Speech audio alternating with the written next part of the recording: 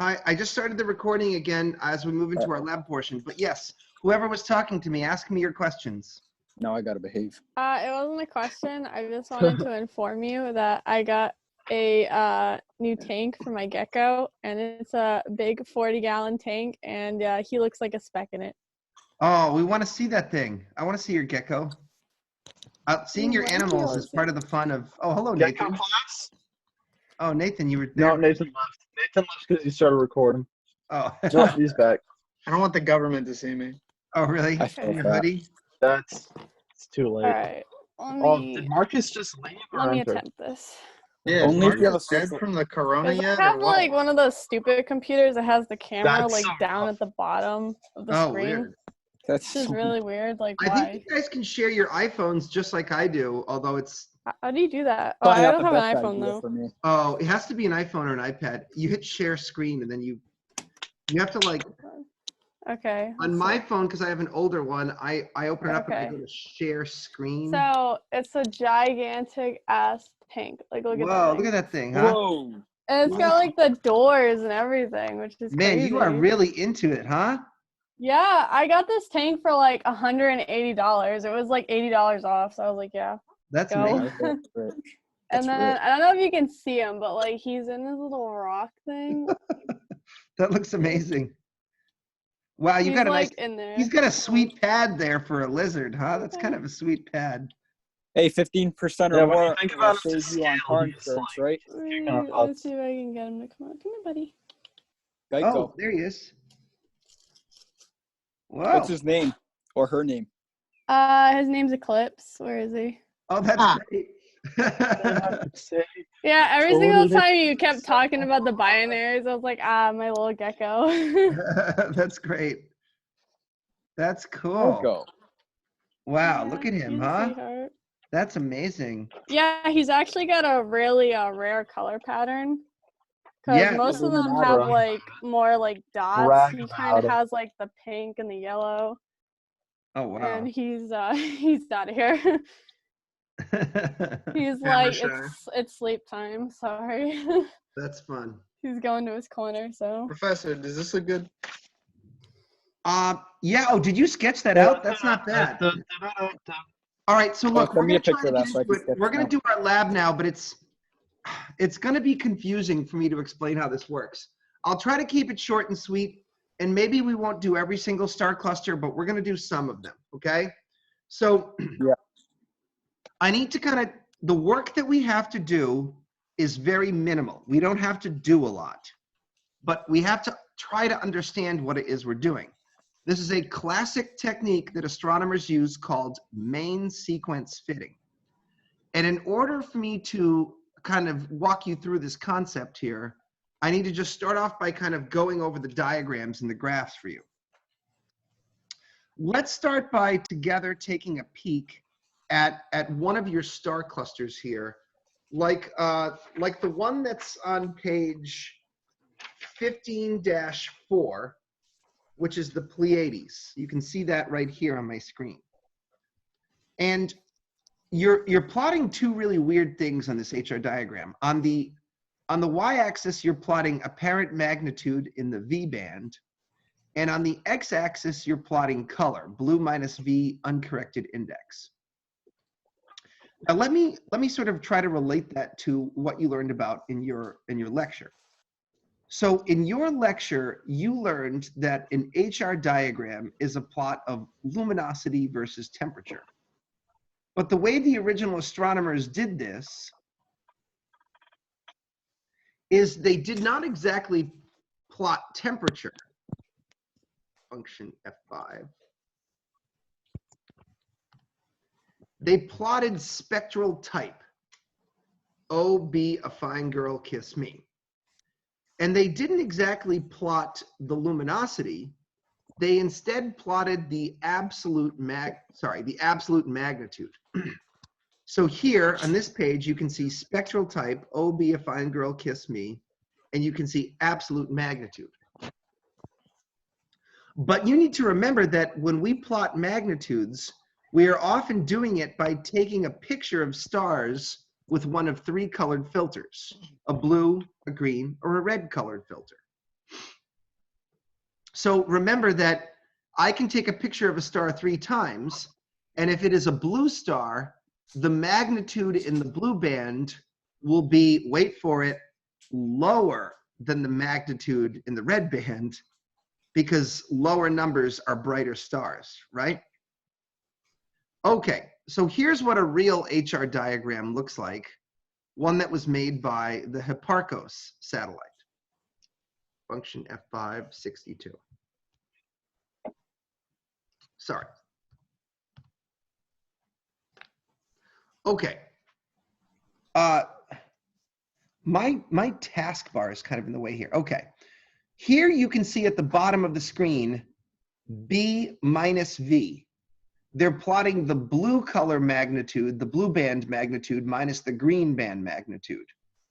And here I might want to make use of my iPhone and have you guys look at my notepad with me.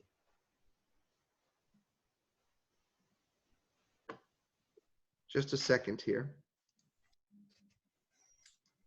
This is going to take a minute or two to explain, so you're just going to have to bear with me.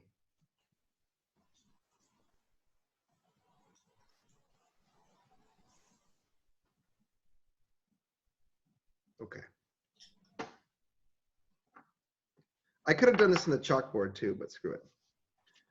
Let's imagine I have a star and I take a picture of it 3 times. Once in the blue band, once in the green band, and once in the red band. And in the blue band, it comes out really bright. In the green band, it comes out medium. And in the R band, it comes out faint. Let's assign a magnitude to each one of these. The blue band magnitude will be -1 because it's very bright. The green band magnitude will be 0 because it's medium.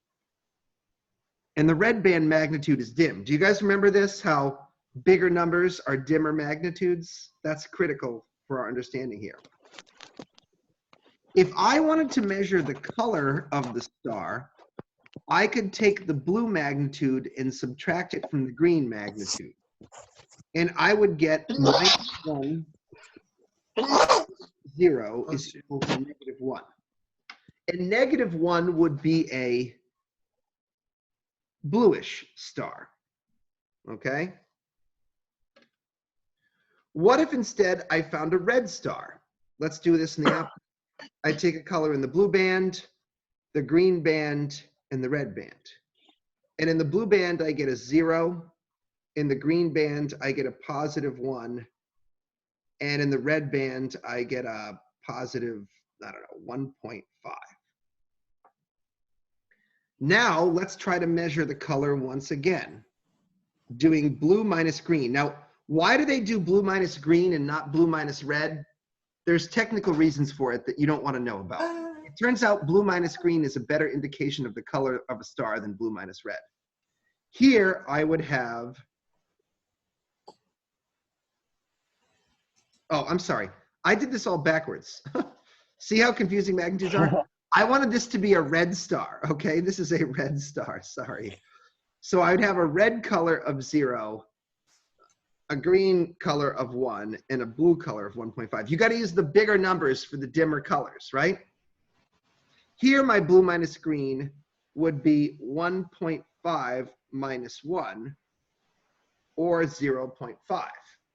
And 0.5 would be a reddish star, okay?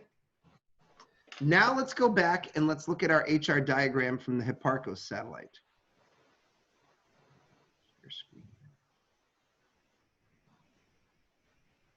You can see that what they're plotting here is they're plotting the color of the star, blue minus green, with bluish stars somewhere over here at -0.5 and reddish stars over here at +1 or +2. And remember, the reason why this works is because stars are black bodies. So a spectral type M star will have a peak in the red portion of the spectrum. A spectral type G star will have a peak in the middle of the visible spectrum. And blue stars like O stars will have a peak somewhere on the blue end of the spectrum. Now, what we're plotting on the y-axis We're plotting the absolute magnitude in the green or visual band, the green band.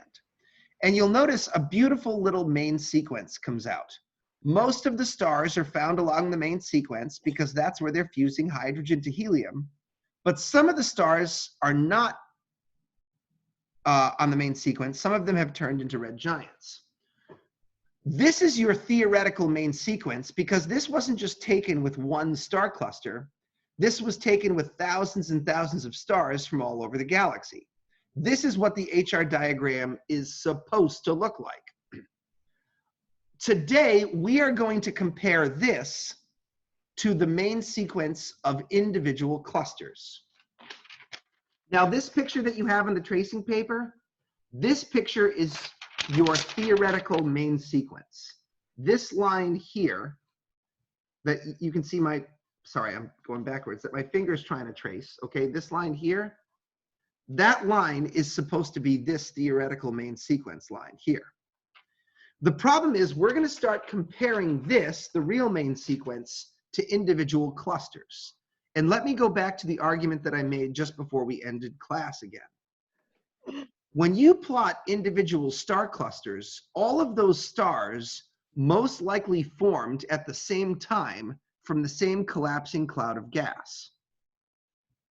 So unlike random stars scattered around the Milky Way galaxy, stars in a star cluster all had the same birthday and they all formed at the same time.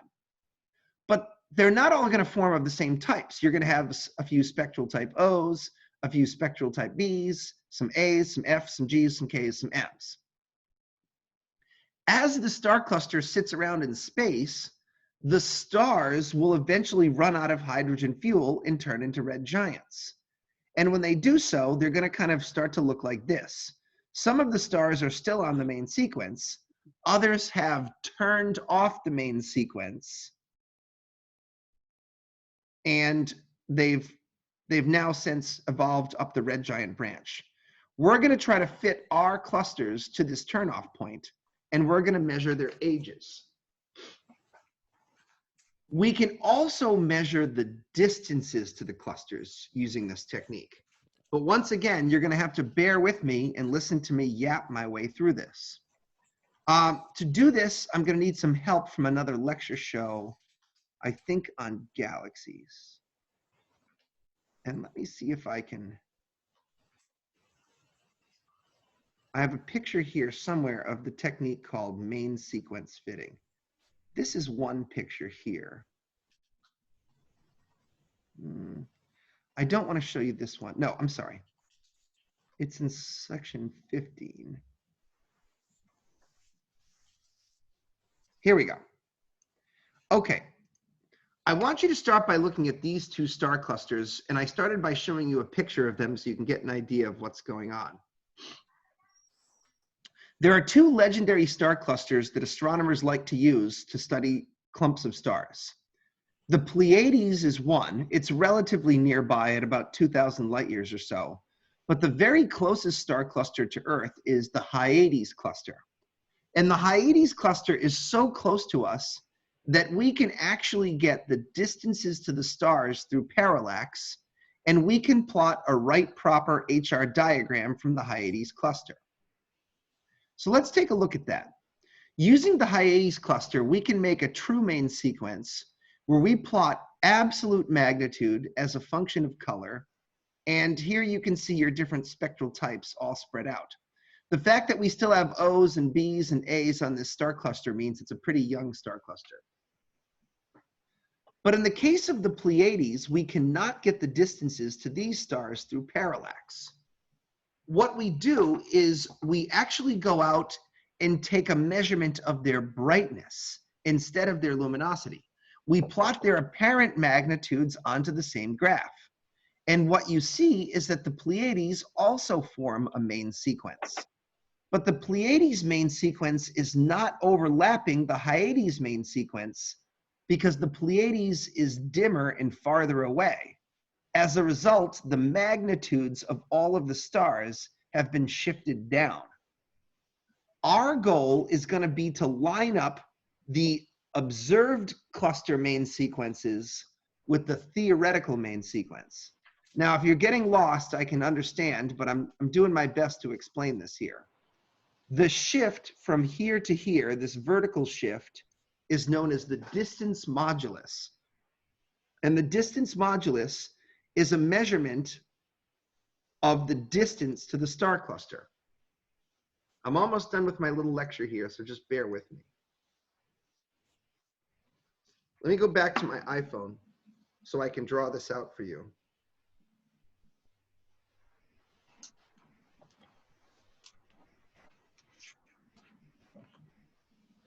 Uh-oh. Shoot. It's doing that stupid thing again. Hold on, class. We are absolutely going to need this in order to proceed in this lab.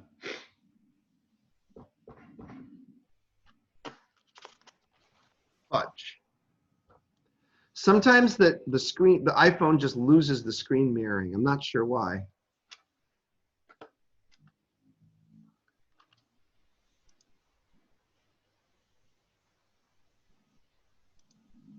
It was working like 2 seconds ago. Come on, come on.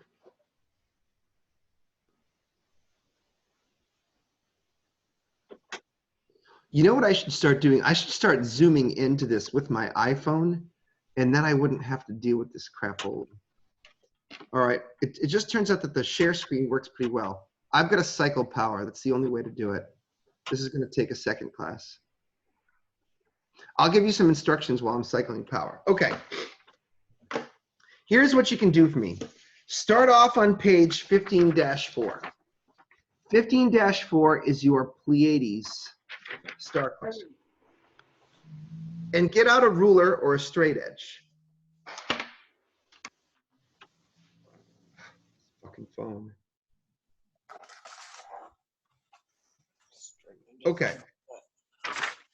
I'd like to point out that at the top of the sheet, let me go to speaker view for a moment here. At the top of the sheet for Pleiades, you see blue minus green corrected index. And at the bottom of the sheet, you have blue minus green uncorrected index. This is correcting for reddening caused by dust. I'm going to explain that in our next lecture. For now, I need you to start at the top 0, at the 0 for the corrected index. And I need you to draw a line with your ruler down to the bottom. Okay, let me see if I can do this again. Share screen, iPhone. Thank God. Okay, it's working, I think.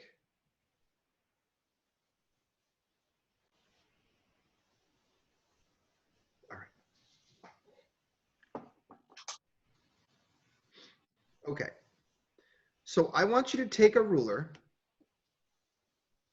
I want you to line it up with the 0.0 of your corrected index. Make sure you keep it nice and straight and vertical, okay?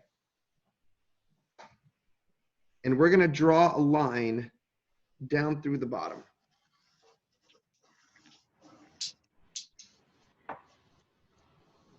You guys see that?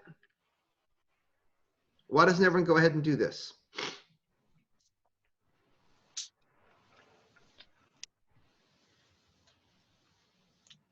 Okay. Now I want you to look at my tracing paper, which I photocopied for you. I've also drawn a line through the 0.0 of the corrected color index, which is at the top and the bottom of the tracing paper. And I'm now going to proceed to line these two things up. Just hold on a second. Man, I wish I had like a helmet cam or something.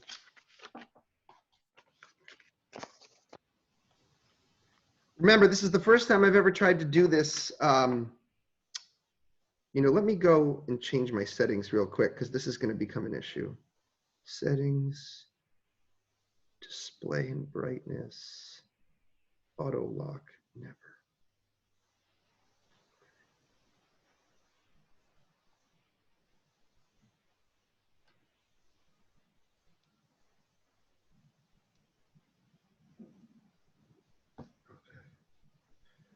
Now, we have to line up the 0 of our blue minus green corrected index for the theoretical main sequence with the blue minus green corrected index of our Pleiades cluster. I've got tracing paper and so does Jenna, so this is kind of easy for us. But it might be more difficult if you had to print it out on a piece of white paper. In any case, just follow along as best you can. Now look through the tracing paper here. Here's my theoretical main sequence. It's sitting below the true main sequence of the cluster. And what I'm going to do is, while keeping these two lines lined up with each other, I'm going to shift upwards until my theoretical main sequence sits in the middle of the clump of stars, sort of like so. This is the vertical shift that I need to get the distance to the cluster. Okay. The quantity that I am searching for is a quantity. I'm actually searching for 3 quantities. Astronomers refer to it as the distance modulus. And the distance modulus is a subtraction, wait for this, it's basically a measurement of the distance to the cluster, but it's the apparent magnitude minus the absolute magnitude. Remember that the apparent magnitude is kind of like how bright the star is. The absolute magnitude is kind of like how luminous the star is. Because we are working in a logarithmic scale, subtracting these two magnitudes gives me another magnitude that is essentially a measurement of the distance of the cluster. And I can get that once I have fit my main sequence by following this horizontal line over until my absolute magnitude 0 lines up with the scale that's underneath. You'll notice that the tracing paper has absolute magnitude. The white paper has apparent magnitude. Wherever the 0 of this tracing paper lines up with this scale behind it, that's going to be our distance modulus.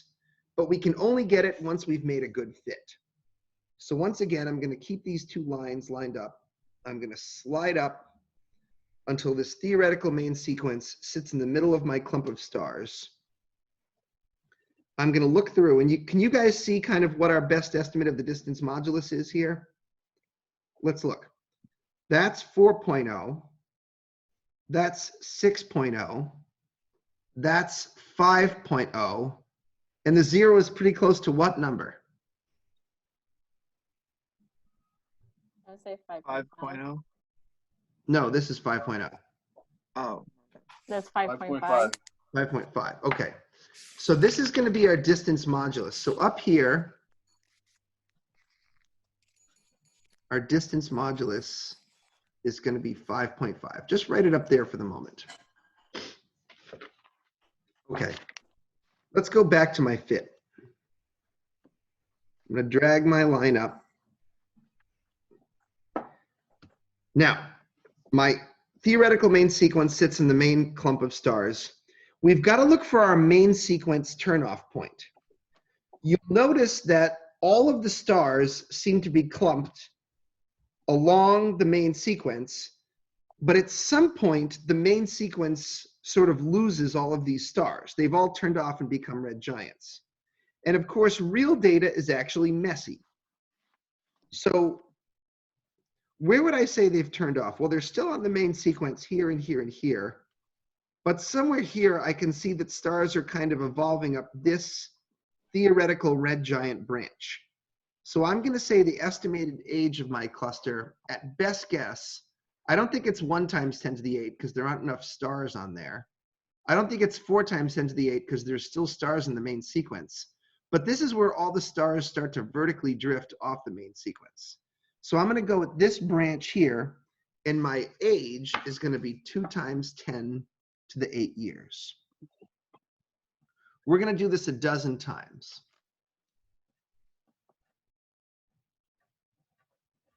Okay.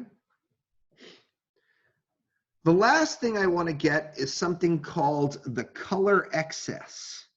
which is a measure of how much dust is interfering with my starlight. To do that, I will notice that my tracing paper and my white paper both have a corrected index at the top, but my tracing paper and my white paper are different at the bottom. This is a corrected index, but this is uncorrected color, not corrected for dust. So what I'm gonna do is once my cluster is fit, I'm gonna follow this these zeros always have to be lined up at the top. The 0 at the top of your corrected index always has to line up with the 0 of your corrected index. But then I slide it all the way down to the bottom, and I look to see where does it intersect. Unfortunately, Pleiades is kind of a weird cluster. Pleiades is so close to Earth that there's not a lot of dust in between us and the cluster. So the 0 of the corrected index and the 0 of the uncorrected index line up. And that means our color index is 0.0. These are the three quantities that we want to hunt for: the distance modulus, the age of the cluster, and the color. Like I said, this can be pretty confusing your first time around. You're just going to have to go along with me. Okay, take your Pleiades, flip it over to where your data sheet is, and let's make sure, you know, we've got our name on the paper, and make sure you get your class, AS1020, and your section, whatever that is. Are we gonna have to submit the graphs that we do or no? I think we'll just submit this sheet, okay? Okay. Yeah. Because I know that not everyone has the tracing paper. Look, Yeah, this I is know. gonna be a hot mess, okay? You just Mhm. gotta kind of follow along the best you can. I know it's Fine. gonna be wicked confusing. And this part's on Blackboard too, right? Yes, this sheet is on Blackboard. Just making sure. Okay. Right, because you're in your car, correct? Haha. Oh yeah, I'm definitely in my car right now. Okay. I'm So let's go back. doing. Sorry, the Pleiades is here. There's Pleiades. Our distance modulus was 5.5. Okay. Our estimated age was 2 times 10 to the 8 years. And our color excess was 0.0. So I know, was it Jenny? Jenny, did you have the tracing paper? Someone had tracing paper. I just want to know if any of you are being able to reproduce this at home. We'll try again. What are the units for the distance modulus? This is what magnitudes are so crazy for. Magnitudes have no units. They are a magnitude. So distance modulus has no units. It is a magnitude that measures the distance to the star cluster. And if you think that's fucking nuts, well, welcome to astronomy, okay? It's weird, okay? Wow, that sounds nuts. Yeah, it is nuts. It's a distance measured in magnitudes, which have no units. That's why they call it a modulus. Wow, okay. Let's try to do another one together, okay? Now I've got to erase that.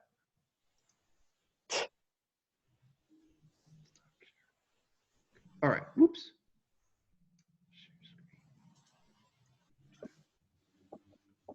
Oh shoot, hey, don't draw on that anymore because you're just gonna increase the length of time it takes to get this lab done. And I don't think anyone really wants that. Please don't draw on that anymore. Yeah, seriously. Because every time I have to unhook my phone to erase your stupid wow, then I risk having to cycle power again if it misbehaves. Okay, the next cluster I think we should try, we're gonna do, God, for the love of God, this is gonna take enough time as it is. We're gonna do the first 4 clusters, and then maybe we'll skip the rest. We're just gonna see how long this takes. I want us to go down to what's known as the Beehive Cluster, also known as Persepe. That's a few pages in, so bear with me here. Persepe is page 15.7, so I'd like you to go to 15-7.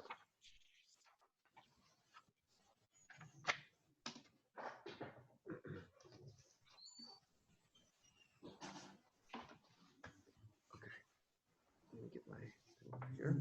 Here's my data sheet.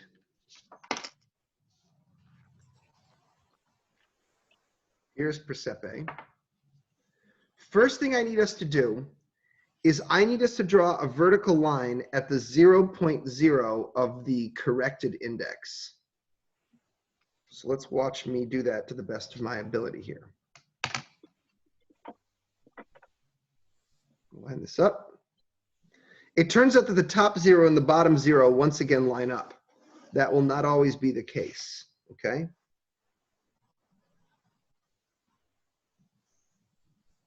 Now I will take my tracing paper with my theoretical main sequence, and I will line up the 0 of the corrected index on top with the 0 of the corrected index on top there, and I will begin a vertical slide. I will shift until the theoretical main sequence sits in the middle of the observed main sequence for the star cluster. Shift, shift, shift, something like that. Okay. Right away, I can see what my best turnoff point is. Can you guys see how all the stars kind of clump up along this line? Yep. That means our best estimate for the age of this cluster is 8 times 10 to the 8 years. Let's get that down. So under Persepe for estimated age,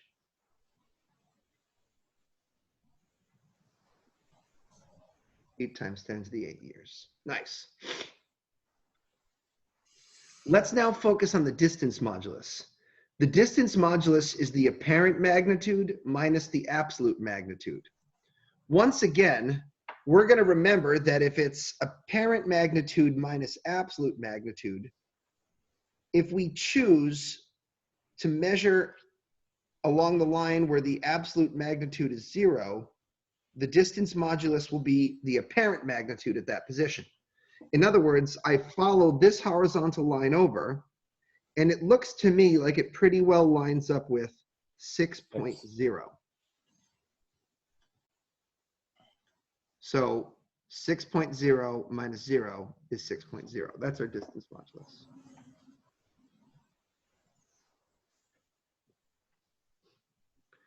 Once again, we'll get the color excess from following this 0, whoops, all the way down there. And we'll notice that it pretty well lines up with the 0.0 of the uncorrected index. And that tells me that, like the previous cluster, there is no excess of red color due to dust. So far, this is what you should have. You guys got that? Actually, hold on. Let me go into horizontal mode. That might be better here.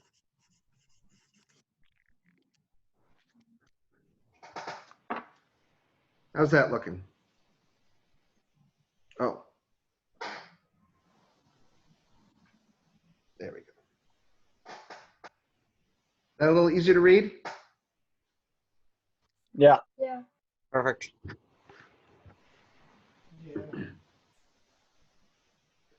Okay. Our next target is NGC 6791. All right, let's try that one.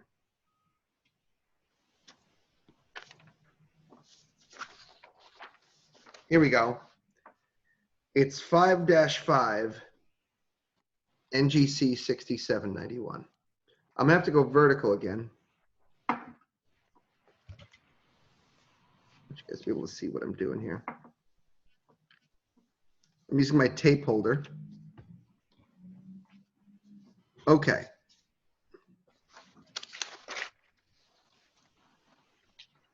Five NGC 6791. First thing I need to do is I need to draw in the 0 of my corrected index. So I'm going to make sure I'm pretty vertical at the corrected index. You'll notice it does not line up with 0.0 this time.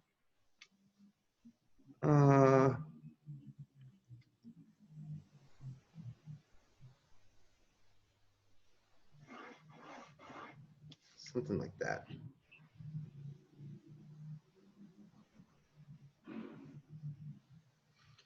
I can already get my color excess from this. My 0.0 here lines up with my uncorrected index. What does that look like? What's that measurement to you guys? 0.2. All right. Let's keep that here. So for NGC 0.2. 6791, the color excess 0.2. Okay. Now let's do our main sequence fitting. Fit the observed main sequence to the theoretical main sequence. Okay, this one's weird. This is kind of like a chub in here. It's like a little short, squat main sequence. I get my zeros lined up, and I'm going to slide up until my theoretical main sequence kind of sits somewhere in the middle. Oh, shoot. Oh, if I go to square, does that change things? No, it doesn't change things. You'll notice it kind of sits in the middle of this cigar-shaped lump. It looks to me like our turnoff point is associated most with this closest vine here at 5 times 10 to the 9 years. So I'm going to go ahead and just grab that down.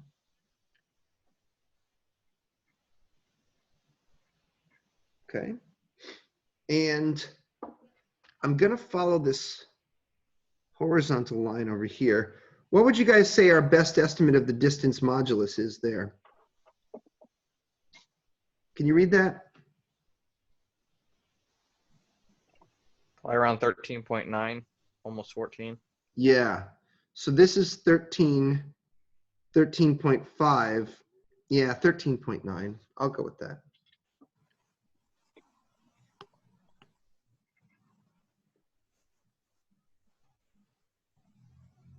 Okay.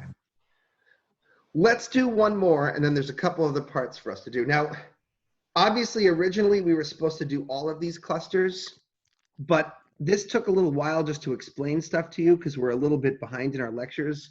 I guarantee you this would have been confusing no matter what point in our class we were in, but you guys are a week behind, so I kind of had to compress a whole bunch of instructions into the beginning that was not elegant here. So let's go on to NGC 6705, which is on page 15-6.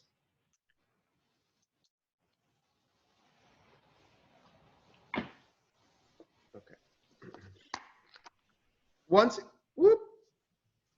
again, the first thing that I'm going to do is I'm going to take the 0 of my corrected index on top, and I'm going to draw a vertical line down through it.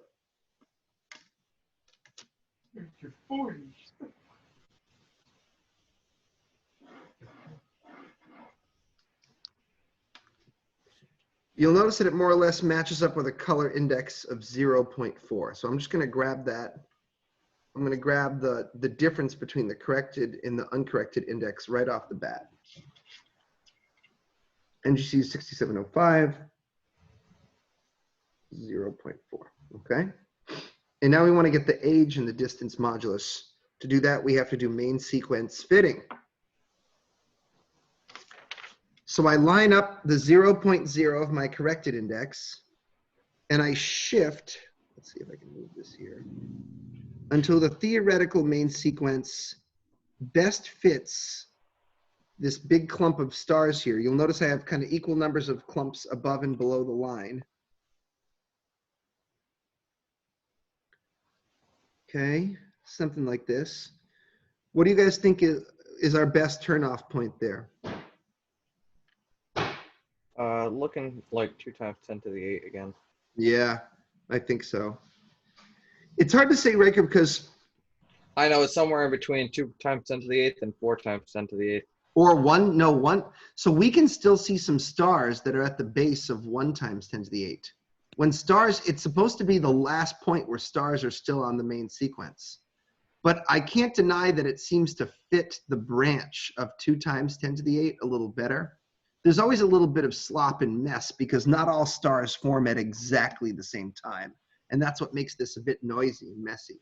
Not all stars are at the exact distance, which is what makes the exact same distance, which is what makes this line a bit wide. Let's just go with 2 times 10 to the 8, because who cares?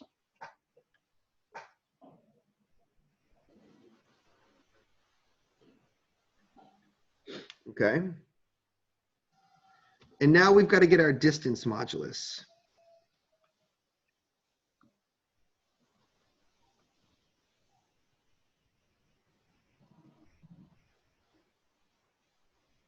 What do we think? 12.6, 12.7. Yeah, let's go with 12.7.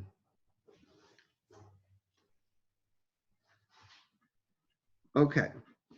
Now we've got a couple of other things that we want to do here. First of all, a distance modulus can be used to find the distance to a star cluster. That's one of the points of this exercise. But the other point of the exercise is that interstellar dust affects the colors of stars and thereby affects our distance estimates. So we're actually going to find the distance twice. First, we'll use the distance modulus to find the distance. Then we're going to use the color excess to get a corrected distance modulus. And let's look at the job here. First, we want to find our absorption factor. Our absorption factor is 3 times the color excess. And that looks like a pretty easy job. 0 times 3 is 0. What is 3 times 0.2?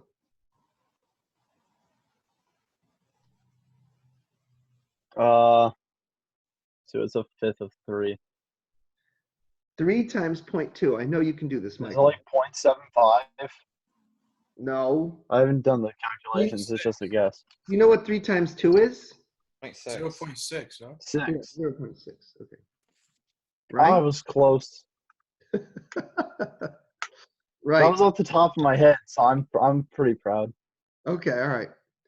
All right, Michael, how about 3 times 0.4? What's that? That's 1.2. All right, now you're talking turkey. And 3 times 0 I is... can do 3 times 0. I can do that one. All right, okay, all right. Now let's come up with what's called our corrected distance modulus. We have to take our original distance modulus and we have to subtract our absorption factor. Let me go into sideways mode for this. Our original distance modulus was 5.5 minus 0, and that's going to give me 5.5 again. Notice that because there was no reddening, the original distance modulus and the new distance modulus are the same. Oh shoot, you guys aren't seeing the horizontal view. There we go. Okay.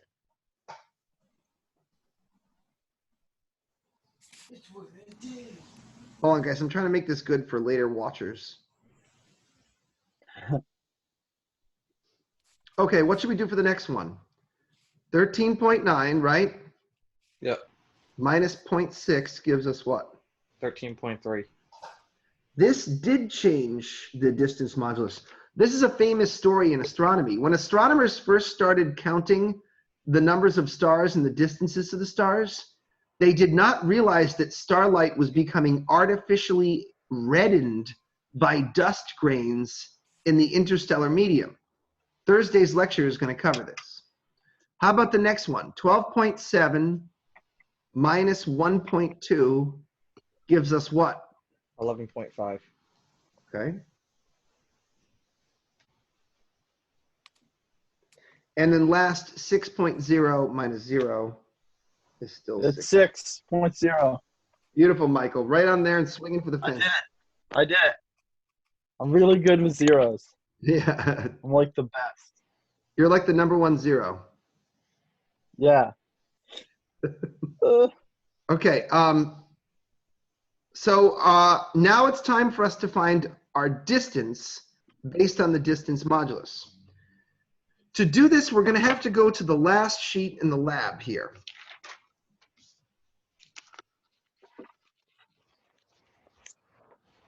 Where is it? Oh boy, I hope I included this. This one, right? Last sheet in the lab is a plot of distance versus distance modulus.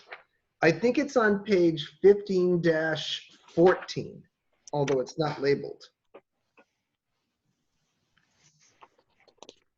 It's a plot of distance modulus on this x-axis versus distance in parsecs. But can you guys see how funky this graph looks? This is something called a logarithmic graph. In a logarithmic graph, you have to work out what the interval is each time.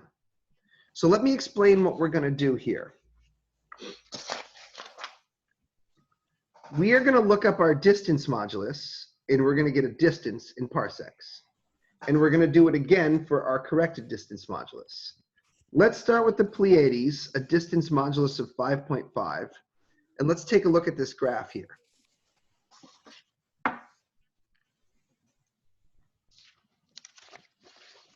See if you can help me find 5.5. That's 5. That's 6. What is each tick mark worth, class? 2. Not 2. 2 is not the correct answer. Sorry, 0.2. 0.2 is the correct answer. Okay. So 5.2, 5.4, and 5.5 should be right there, correct? Yes. Let's trace it up to the line to get our distance distance in parsecs. Looks like it intersects the graph right about there, right? And now I'm going to go horizontally over.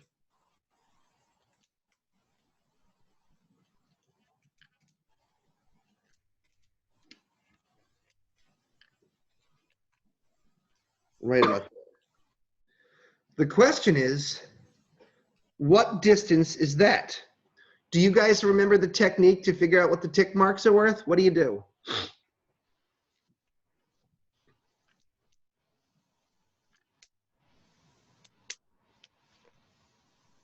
Count them and divide 100 by that number. That's right. It's the interval divided by the boxes. So 100 divided by how many boxes do you have there? Count them. I'll let you guys do that while I take a sip of iced tea. 20, So what is each tick mark worth then? 5, Good. Or 5 parsecs per box, right? So what is this value then? 25 parsecs, Except it's greater than 100. So 125. 125 parsecs. let's write that down.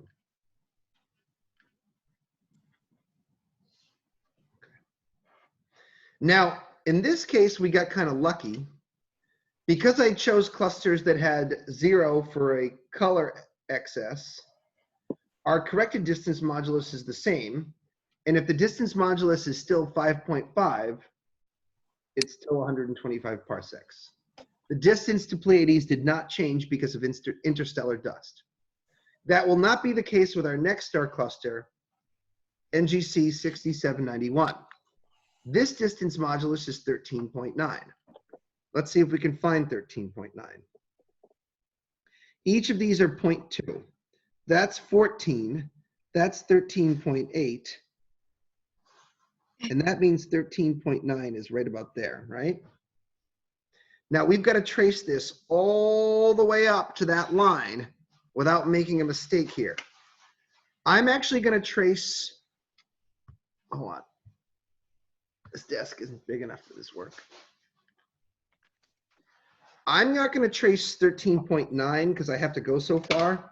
I'm actually going to trace this line here and then go back a click. So hold on a second. I'm going to trace 14.0 all the way up to the top.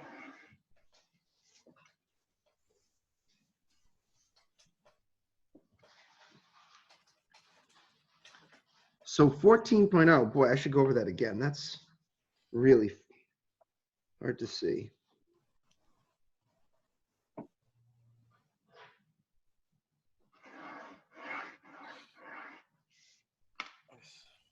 Okay. But if I go back half a tick, That's pretty much where it intersects right there, right on this thick line. So I'll follow that thick line over. That's quite convenient, actually. I It's believe it's at 6,000. exactly 6,000. Yeah, very good. Oh, you guys are following along. That makes me very happy. So that's pretty much right at 6,000 parsecs. That's easy enough. Woot. Okay. However, interstellar dust is going to change the estimate of my distance to this star cluster. Believe it or not, this is the kind of stuff that astronomers do all day long. It probably seems dreadfully boring to you guys, but I assure you that if you were making 150K a year to do it, you would find it a little more exciting, okay? So let's go over here, and let's slide over to our new distance modulus of 13.13. We got to estimate the correction. So I'm going to go to 13.3, sorry, not 13.13, but 13.3. Looks about 4,500 parsecs. Let me just verify that. Oh, by all means. No, you're just going faster than me, Riker, because I'm trying to show everyone in the class at the same time, so hold on. It's real easy to drift, too. It's so easy to drift. Stupid logarithmic graphs. I kind of drifted a little, but okay. It looks like we hit it somewhere. I think actually the middle of it is more like there. It's one tick above this thick line.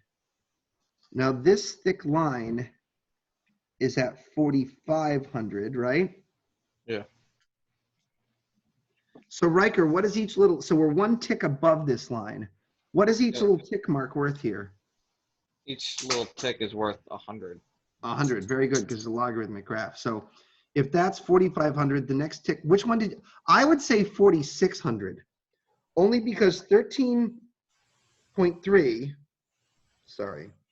No, yeah, looking at it again, yeah, it's that super close.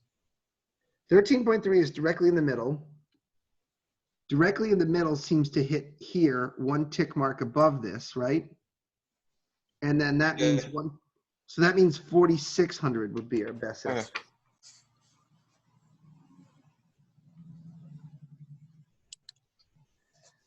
Did the dust make the star cluster appear closer or farther away? Farther away. Yeah. Originally, we thought it was 6,000 parsecs, but once we corrected for the little bit of reddening due to dust, we found out that it was a little bit closer to us. All right, we got 4 more to go, or technically 3 more. NGC 6705 is at 12.7. Let's go to 12.7 now.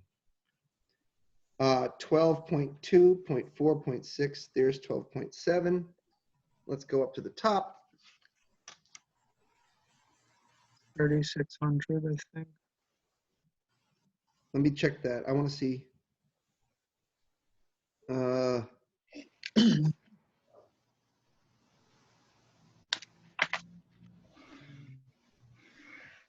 I think that one's a little closer to 35. Okay, I did kind of a shit job here. This is 12.7, right?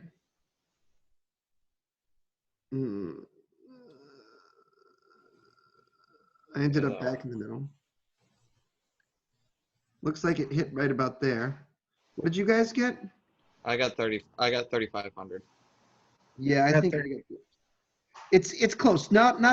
When you do this in a lab, everyone has slightly different answers depending on how straight or crooked you are. I try to pay close attention to it, but it's still really hard. Oops, sorry. Let's trace it up. So 12.7.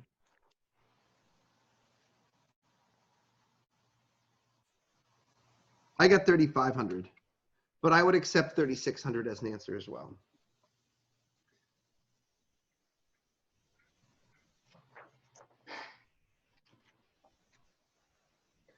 I can smell ramen noodles. It's making me hungry. Okay. All right, let's correct this for reddening. Let's go to 11.5. Okay.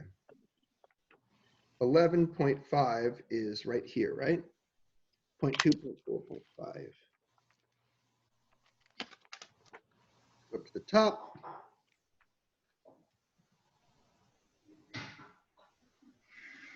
Wow, these are all coming out kind of neat, like neat and even. What'd you guys get? It looks like 2,000 to me. Is that what you all getting? Looks like 2,000 to me. All right, that's easy. I like that. 2,000 on the nose. Okay. Last one's 160. Let's go home. Really? Did you get 160? Let's Yep. check. So 6.0 is right Joke's here. on you. We're all already home. Yeah, 160 looks about accurate. All right. And we can use that for both, right? Yep. All All right, guys. It's fun.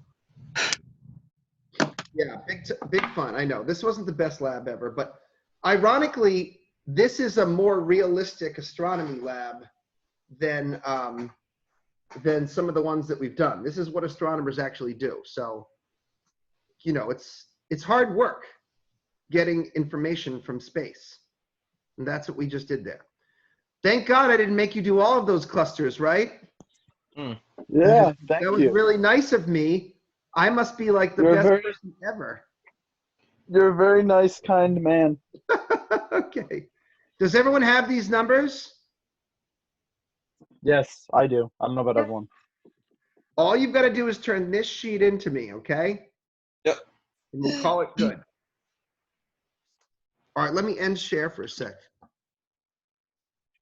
Okay, that was a little bit techy and maybe kind of Oh, confusing. cool. Sorry.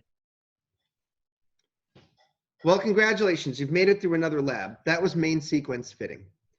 Hopefully none of the labs will be quite that horrible, but submit that paper to me. We'll call it good. Are there any other questions? Did I record this? Because if not, I'm going to, oh yeah, I'm still recording this. Okay.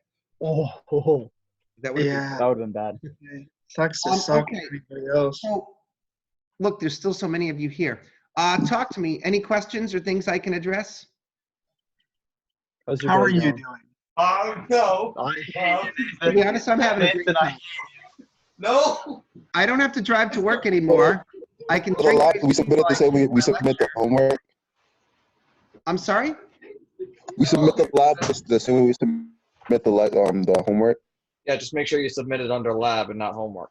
Yeah, Juju. Okay. This is it lab 10 we did today, right? Lab 10. Okay. Juju, Yeah. just this paper, and Juju, let me show you exactly where to submit it so there's absolutely no confusion. I'm sharing my screen. I'm getting rid of this. Lovely screen. Lovely screen. I'm going to, oh, sorry, to Blackboard. You go to Lab 10, Ages and Distances of Stellar Clusters. See, you need patience to do this lab. That was a key part of today's lab is patience. Right? Right, so- I'm not a doctor. I and don't then need patience. you browse to your computer, okay? Don't throw this ball. And that's where you submit it. Does that make sense, dude? Mm-hmm. Hello, Mike. Riker, What's up? you know what I think of every time I see you? What? Love. Your monologue from last semester, and it's Oh, that monologue. Are you an actor? Did you give a soliloquy or something? We did. We both had to do 2 monologues for acting too, Oh, that's and fun. one of them was a little out there. Riker gave a monologue where he was receiving an award like Emmys or Oscars or whatever, but for porn. It was from a play. He Hold was on. thanking people. He was Can like, I- I need to thank my dad most.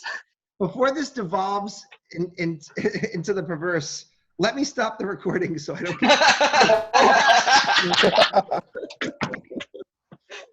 Thank you for sharing, Nathan and Riker.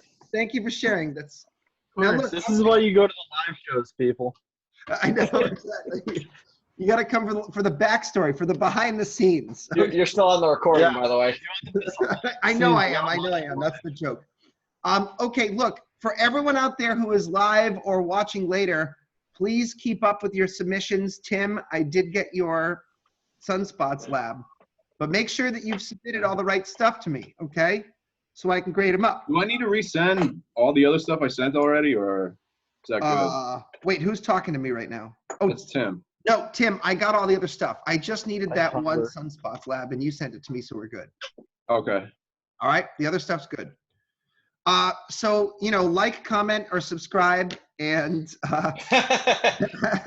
I'm that gonna, bell to get the notifications. yes, Hit that exactly. bell to get Yeah, it's a notifications. notification bell. Had fun hanging out with you guys as always. Hopefully, Thursday's lecture will be a little more jazzy. We're going to do our chapter 17 homework. Next week, we're going to do relativity, which is a lot of fun. How many weeks do we have left? I don't think we have many, do we? Like 3. We Three. only have like 3. That's actually better than I thought. That means maybe I can slow down and enjoy myself. 3 isn't bad. I should have enough labs for us to do. Maybe the last week we'll do something different than lab. I don't know. I'm still thinking with my best noodle here. All right. So turn those labs in, and I'll see you guys on Thursday. Okay. Yeah, Professor, sounds is good. the observatory open? The observatory is not open because being packed in that small space would probably be a health risk. I probably am going to go to the observatory because you know how we had a lecture on binary stars today? I've been collecting data with a Brown professor on a number of binaries, and we've been doing spectroscopic binary analysis. I was so funny, but all the gear that I have here, like that spectrograph, I'm actually doing spectroscopic binary analysis. And that's something I would love. I want to figure out how to share that stuff with you guys, but I can't. It wouldn't be right for me to bring you all to the telescope, although I would love to. I'm going to go there and collect the data, and I can tell you about it sometime if you're interested, but I'm worried that it might get a little boring. I don't know if you guys will find it very exciting or not. So, but I'm going to the observatory, but unfortunately, you can't until this gets better. I mean, part of me wants to break the rules because that's how I am, but it's too irresponsible, right? It's, who knows? God forbid. Yeah, wait for the test anyway. Yeah, we have to wait until we're all better. Or Well, I mean, you'd have to wait till you're done recording, but we're all adults and we're all free, legally speaking, to break the law. No, I'm responsible to the school a little bit as well, right? It's not just me, but I am a person who's in a position of authority, although I hate to say it. It's someone screwed up somewhere to make that happen. So I have to be a little bit responsible, but I don't know. It would be sad if you guys did not get another trip to the observatory. So let's see what happens towards the end of the semester. Maybe Trump will declare that COVID-19 is over, and then we can all just go back to our regular lives. You know? Why listen to him? I know. I'm just kidding. I'm just totally kidding. All right. I couldn't help but inject a little politics in there. Okay. Well, anyways, I'll see you guys on Thursday. Okay. Yep. Over and out. Thank you.